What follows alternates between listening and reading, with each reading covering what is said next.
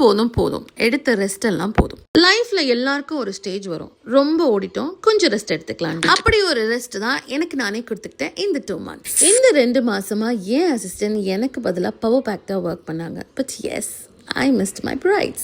அப்புறம் தான் புரிஞ்சது ரெஸ்ட் எடுக்கிறது தான் ரொம்ப கஷ்டம்ட்டு. So I'm back. Again, full-fledged-ஆ இறங்கியாச்சு. After a long break, நான் போட்ட first client என்னோட ரெகுலர் client. இவங்களோட கசின் வெட்டிங்லேருந்து இன்னைக்கு இவங்களோட பேபி ஷவர் வரைக்கும் நான் தான் போடுறேன். செம்ம ஹாப்பி இல்லை?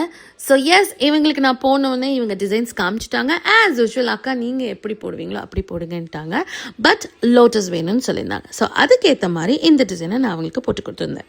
ஏன்டா வெறும் சிம்பிளாக போட்டுக்கிறீங்க அப்படின்னு கேட்டதுக்கு, இல்லைக்கா இது போதும் அப்படின்னு சொன்னாங்க. அப்போதான் நான் அவங்க கிட்ட சொன்னேன், லைஃப்ல சில விஷயங்கள் அப்பப்போ பண்ணும்போது ரொம்ப அழகா இருக்கும். இந்த பேபி ஷவர் மெஹந்திக்கு பேபிஸ் போடாம பண்ணா நல்லாவா இருக்கும். அவங்களும் ஓகேன்னு சொல்லிட்டாங்க. ஸோ ஒரு மதர் அண்ட் பேபி, அப்புறம் 2 குட்டி பேபிஸ், அப்புறம் கிராடல் அப்படின்னு இந்த பேபி ஷவர் தீமே பியூட்டிஃபுல்லா பண்ணிட்டோம். பேக் ஹேண்ட்ஸ் அவங்க கேட்ட மாதிரி அவங்களுக்கு அழகா பண்ணி கொடுத்துட்டோம். ஸோ இந்த டிசைன் எப்படி இருக்குன்னு கமெண்ட் செக்ஷன்ல கண்டிப்பா சொல்லுங்க. And yes, I miss you account எனக்கு மெசேஜ் பண்ண எல்லாருக்கும் ரொம்ப தேங்க்ஸ். இனிமே நான் உங்களை மிஸ் பண்ண விட மாட்டேன். அப்புறம் என்னோட ஸ்டைலிங் தெரிஞ்சுக்கணும்னு நினைக்கிறவங்க போல்டன் கர்வ்ஸ் ஃபாலோ பண்ணிக்கோங்க. என்ன ஃபனியா பார்க்கணும்னு நினைக்கிறவங்க ஃபேபி எக்ஸ்ப்ளோரர் ஃபாலோ பண்ணிக்கோங்க.